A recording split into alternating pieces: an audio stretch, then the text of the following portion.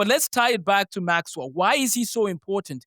I think that without Maxwell, modern physics would have struggled a lot. Maxwell is one of the key elements that unlocked a new realm in science.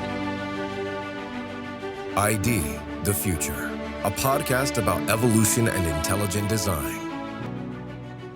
He's one of the most significant scientists of the 19th century, and his work laid the foundation for modern physics, quantum mechanics, and relativity. Scottish physicist and mathematician James Clerk Maxwell is a pivotal figure in the history of modern science. And Maxwell's scientific study was inspired by the belief that the works of nature reflect the work of a designing mind. Today, my guest is mathematics educator, curriculum designer, and medical physicist Amos Tarfa, who will help us profile Maxwell and better understand the great scientist's contributions. This is Amos's first conversation on ID the Future. He has a master's in medical physics and a master's in medical health physics, and has completed a first year of PhD studies in chemistry and STEM education. He grew up in Nigeria and came to the United States in 2007 to pursue his college education. Instead of proceeding to medical school, Amos decided to go into education as well, instead. Gosh. Okay, sorry. Quite a few little mistakes here, but we'll get it going. Let me re-say that one line here. Instead of proceeding to medical school, Amos decided to go into education instead. He has been teaching, tutoring, and designing mathematics curricula since 2011. Amos, welcome to ID the Future. Thank you so much for having me. Yeah, well, let's begin by getting to know you a bit. This is your first time here on the podcast. I know you've met quite a few of us here at Discovery Institute over recent years. Tell us a bit about your background and how you came to have a passion for mathematics and the sciences. Well, thanks again. I was born in northern Nigeria and moved to Lagos, Nigeria. And right from the earliest days of my life, I could remember I loved pencils, pens, and paper. I always loved learning. And when I moved to Lagos, Nigeria, I was part of the JETS Club, which stood for Junior Engineers, Technologists, and Scientists. So right from elementary school, I was very excited to learn about science and the world. I was also excited to learn about mathematics and patterns. Those were some of my early memories. And so right from elementary school, I got involved with the Junior Engineers Club. After I went to high school, I continued in that tradition of science and mathematics. In Nigeria, you have to choose a track when you get to 10th grade. You either go to the science track, the social science track, or the arts track. And I chose the science track. So spent a lot of time with science. I was the president of the JETS Club in high school. And that's a little bit of my technical sort of background from K-12. I went on to study chemistry, pre-med, and I love studying the world that God has created. And that's my background. Okay. Now, you've been long inspired by some of the best mathematicians in history, including Sir Isaac Newton, Leonhard Euler, and Carl Friedrich Gauss. Yes. Now, part of your philosophy as an educator is that in order to produce top mathematicians, we can learn from the education of those great men. Why is it useful not just to consider their achievements, but how they learned and what they learned and where they learned? I believe that understanding what kept them up at night is a key element of learning how to inspire us children today. I know you didn't mention one of the other ones, Michael Faraday. Whenever I hear his name, even if I'm having a bad day, I smile because Michael Faraday was a boss. I love Faraday. And I think about 1831 on Christmas Day. Why is Michael Faraday doing experiments on electricity and magnetism in the 1830s? Why was he staying up at night, right? Why was he doing what he was doing? Well, there's some history there with Voltaire and Ampere and Ostad. Okay, now I'm getting a context to what's going on in the 1800s. That gets me excited to then want to dig deeper into what Faraday was trying to accomplish. I believe that if we can see what kept them up at night, we might just get a lot more students wanting to do calculus on Friday nights instead of doing other things. Well, that makes a lot of sense, and you're definitely a man after my own heart. I love to get to the bottom of things, to go back to the origin. Whenever I have a conversation with my family, my kids start rolling their eyes when I say, well, 100 years ago, or even more, but I like to give that a little bit of context. Yeah. And not many people think about that in terms of the math education. They think of the nuts and bolts. They think of the repetitive nature of what you've got to learn, but you're really advocating for a bigger a bigger picture to that math education, right? Yeah, And yeah. we can certainly unpack that in the time to come here. But let's delve today into Mr. Maxwell, one of my fellow Scottish compatriots. He is quite interesting in the history of science. Obviously, his life covered the 19th century. Why does he matter in the history of mathematics and science, would you say? You know, as I jump into this, I do want to mention that the attitude I am calling people to have on the history of science and mathematics is part of the attitude you see in Isaac Newton. It's the Hmm. fact that Newton is reading Euclid and Newton is reading Descartes, and of course Blaise Pascal lived around the time of Newton. But the point is that we see some of how they became who they became, and it partly had to do with what they were studying of the people before them. So then Maxwell, when I look at Maxwell, I'm amazed at how much he was able to accomplish in his life, and died at 48, which was the age his mother also died of stomach cancer. And I think that when I look at a life like that and see how much he was able to accomplish, it tells me, number one, it's not about how long, it's about how well. So we need to make the most of the lives we've been given. But let's tie it back to Maxwell. Why is he so important? I think that without Maxwell, modern physics would have struggled a lot. Maxwell is one of the key elements that unlocked a new realm in science. And here's one of the biggest achievements is showing that light was electromagnetic radiation. When Maxwell showed us that, it basically was like opening a door to a whole new realm. And so Maxwell's work in the 1850s, 60s, and 70s was fascinating. I do want to add one more thing about Maxwell that I find quite interesting, and that is his legacy. Maxwell started the Cavendish Laboratory at the University of Cambridge, which I visited last year. And actually, I want to make that every summer. That's my dream, is just to go back and keep learning. But one of the interesting things is that Maxwell died in 1879. And that same year, a German scientist was born named Albert Einstein. And Albert Einstein, carried on, and into the early 1900s, they asked Einstein, do you stand on the shoulders of Newton? And he said, no, I stand on the shoulders of Maxwell. That was sort of one of these conversations that I've heard from multiple people about, Einstein and Maxwell's relationship, how he looked up to Maxwell. But I bring up the Cavendish Laboratory because J.J. Thomson discovered the electrons in the Cavendish Laboratory. We could go down the list. They have almost 30 Nobel laureates out of the Cavendish Laboratory, between the Cavendish Laboratory and the Royal Institution, which have some relationships, especially back in the day, they had more. So I bring that up to say that Maxwell's legacy, he set them up for success. And today, we're benefiting from what Maxwell did back in the 1870s. Okay. And that sort of leads into my next question. How exactly was Maxwell viewed by his scientific contemporaries? And how has history judged him, compared to Newton, Faraday, one of your favorites, and Albert Einstein? Do you think he gets a fair shake? Do you think he's remembered as well as those gentlemen?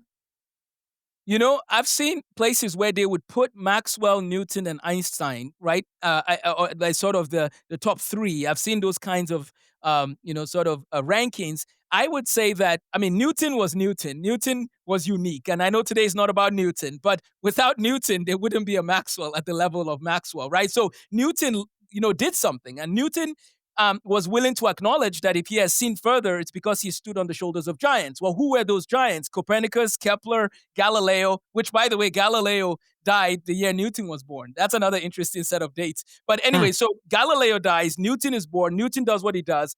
And I think that Newton is phenomenal in giving us the keys to the calculus, as well as Leibniz. But we're looking at Newton for a second. Now we fast forward into the 1800s. Faraday's experiments were found to be, very good. He was a very good experimental physicist, but he was not a mathematical physicist.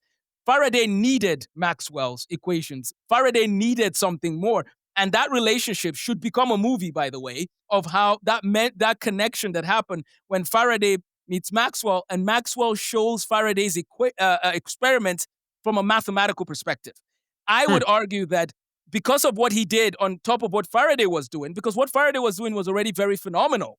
Now you add mathematics to it, and it went to another level. So I would say that most physicists you talk to, actually, Richard Feynman and another physicist, here's part of what they would say about Maxwell. They would say that if our civilization ended and there was only one thing that was remembered, it would be Maxwell's equations. That's what they said about Maxwell. So Maxwell was not a joke, that's for sure. One other comment they made about him, what his contemporaries made, was can you ever be wrong on your problems? Like, that was what somebody said about him at one point. Like, come on. Like, he was 15 years old when he was publishing math papers. That's the kind of man he was. Well, the kind of boy he was. And then he grew up to become a phenomenal mathematical physicist. By the way, the kinetic theory of matter in chemistry, yeah, thank Maxwell for that as well. So Maxwell isn't just tied to physics. It's the type of the mind he had that went into multiple domains. And of course, Boltzmann took on some of his work, and that's another scientist for another day. So, Sure. Well, what do we know about Maxwell's personal faith and how it influenced his view of science?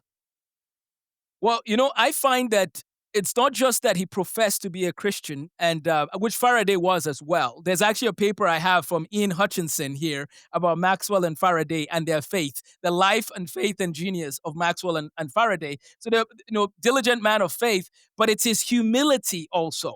It's one thing to say that he believed. It's another thing to also realize that he allowed his faith to govern how he lived his life in such a way that people would have to testify that he was different. So he was a devout, Christian. He memorized all of Psalm 119. I mean, think about it. Psalm 119 is difficult enough. It's not a story. It's 176 verses that are going into different aspects of God's commandments and judgments and laws. And Maxwell memorized it. So that was the type of man he was. He believed that God's word laid the foundation for how to live. Hmm. And there's something above the doorway at the Cavendish Laboratory. I Yep. was going to ask you about that. Particular writings, quotes, or prayers from Maxwell that highlight his belief in the design and order in the universe. Give us a few hints at that. Well, I mean, great are the works of the Lord. I think it's great are the works of the Lord, sought by all who take pleasure therein. Great are the works of the Lord. So clearly, his physics was built upon this premise, which, if we look back at Kepler and Newton, they spoke in similar ways. Great are the works of the Lord. So we see that about Maxwell. We see that he talks about the fact that all truth goes back to God. Like that, there's those types of quotes as well, where he understands there's a deeper level to reality that goes beyond what is seen. And let me also mention one other aspect of Maxwell's faith that I believe is very interesting. Think about the fact that light as electromagnetic radiation, the fact that there's more to light than what you see. In Hebrews 11 in the Bible, it says, faith is the substance of things hoped for, the evidence of things not seen.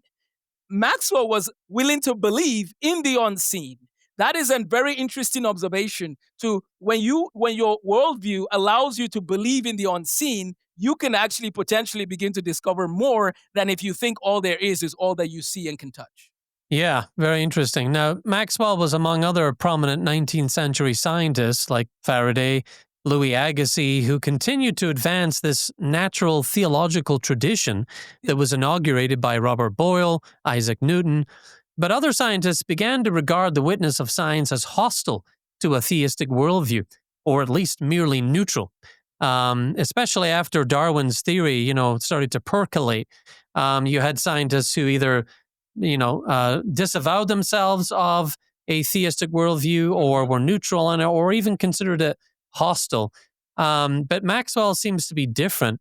How did he reconcile his rigorous science with his openness to intelligent design arguments? You know, you bring a good point, and I want the audience to remember that in the 1850s, at this point, you have Darwin's book is coming out 1859. You have Karl Marx doing some of his writing. There's all of this stuff happening now. 1871, the Franco-Prussian War and the role of Germany at this time in history. I think that faith element. I think about the Reformation in the 1500s and Germany's place in history and how things changed so much by 1870, where they had moved away from some of those views that traditional Christianity would have called for.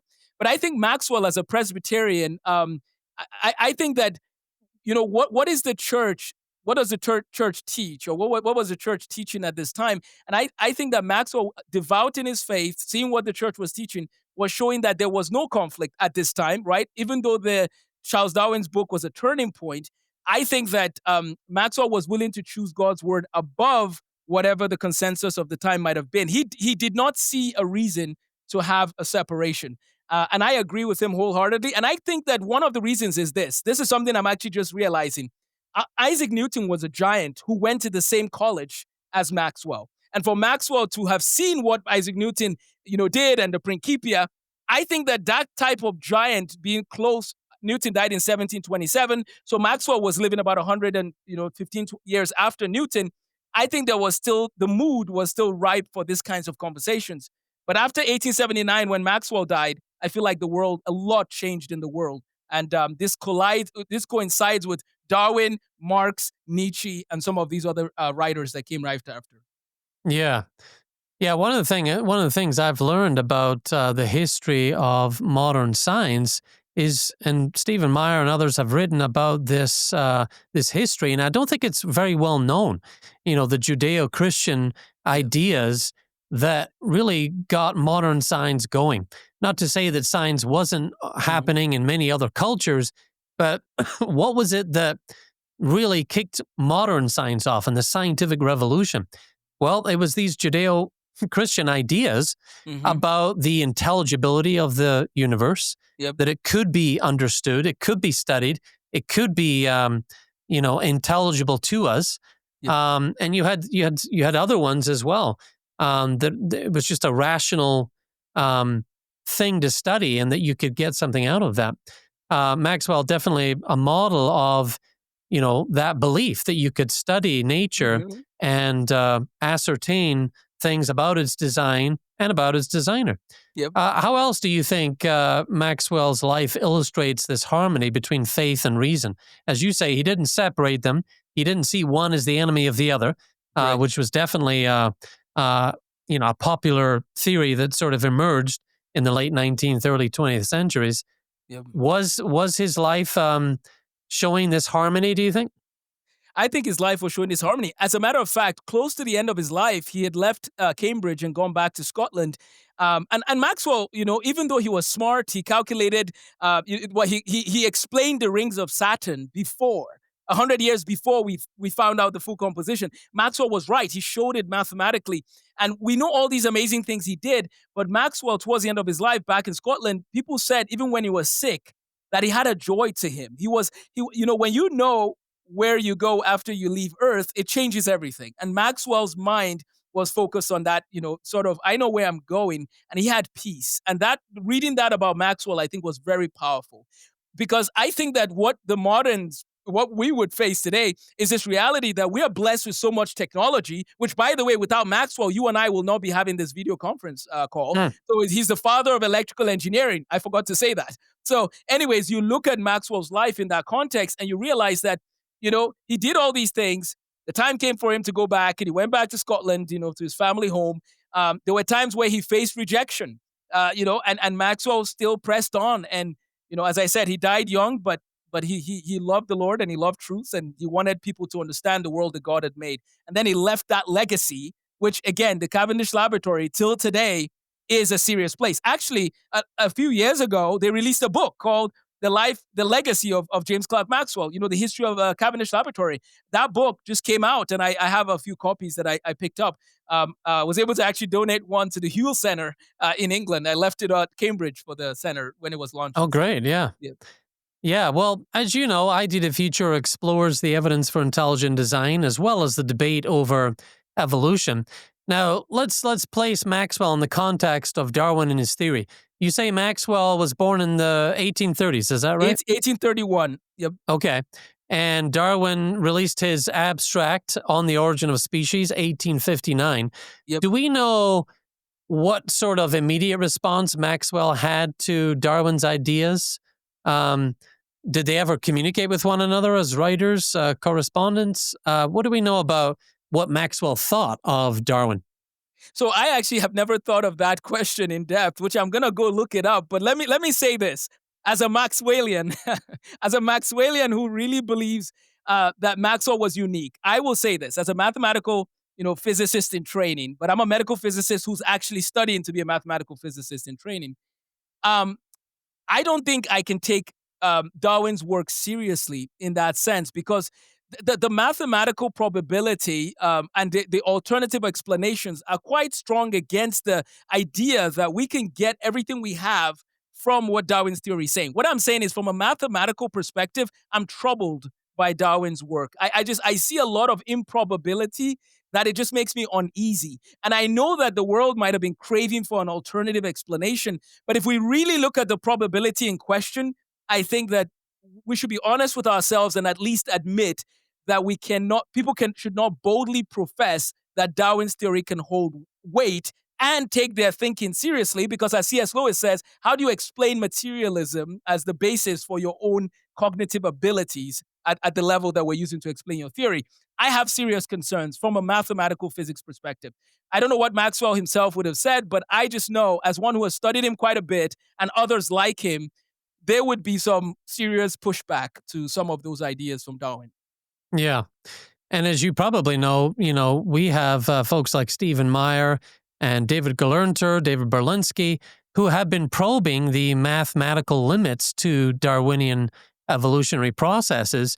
And as you say, there's certainly a lot to be troubled about when it comes to trying to credit this unguided process with all of the information that has come about to produce the diversity of life we see. There Yes, are sir. certainly some formidable mathematical challenges. Now, back to Maxwell here, can you share a few examples of where his discoveries point us toward a deeper understanding of the order, the design, and the meaning in the universe?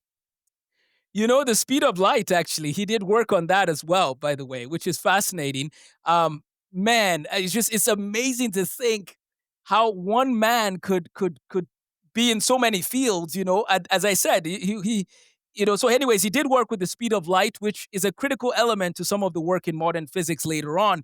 Maxwell was very particular about precision. He was very particular. Now, why would you be so particular about some of these things, except for the fact that there is a designer and one who has ordered the universe to be a certain way. So now you're studying his world, right?